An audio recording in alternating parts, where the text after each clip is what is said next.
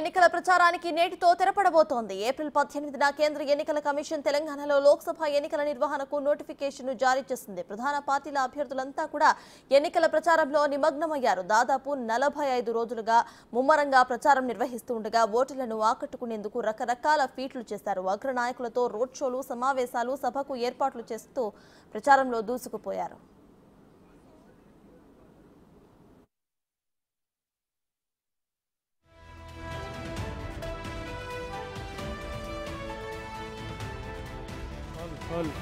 हल शेख हल हल हल शेख हल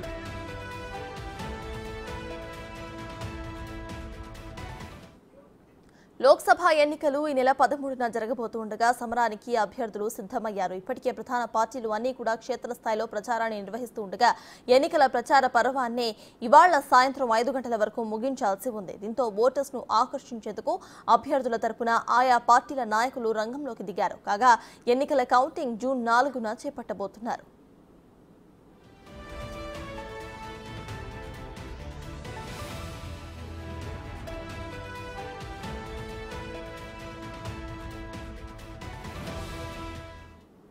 వాటితో ప్రచారం ముగుస్తూ ఉండటం, ఎన్నికలకు మరో 2 రోజులు గడువు ఉండటంతో ప్రలోభాలకు తెరతీసే అవకాశాలు కనిపిస్తున్నాయి.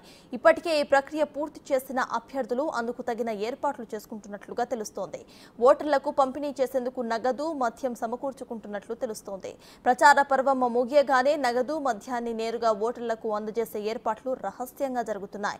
ఎన్నికలను పురస్కరించుకొని 2 రోజుల పాటు రాష్ట్ర వ్యాప్తంగా కూడా బార్లు, మద్యం షాపులను మూసివేయాలని ఎక్సైజ్ శాఖ ఆదేశించింది. జిల్లాల్లోకి ఇప్పటికే పెద్ద మొత్తంలో మద్యం డంప్ కాగా రాబోయే 24 గంటల వ్యవధిలో మరింతగా సేకరించేందుకు సన్నాహాలు చేస్తున్నారు.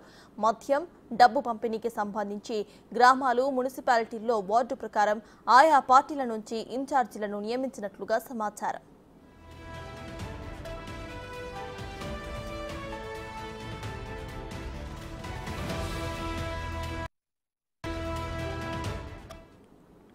లోక్సభ ఎన్నికలను పురస్కరించుకొని ప్రధాన పార్టీల నాయకులు సింగరేణి కార్మికులపై దృష్టి సారించారు.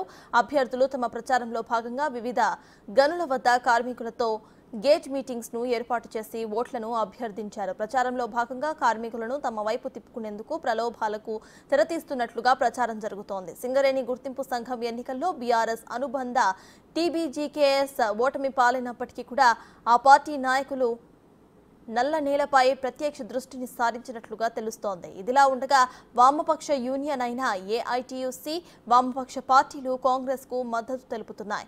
బీజేపీ కూడా కొద్ది రోజులుగా కార్మిక క్షేత్రంలోనే ప్రచారం చేస్తోంది. ఇలా అన్ని పార్టీలు కూడా గనులపై ప్రచారం ముమ్మరం చేయడంతో కోల్ బెల్ట్ ఏరియా ప్రాధాన్యం సంతరించుకుంది.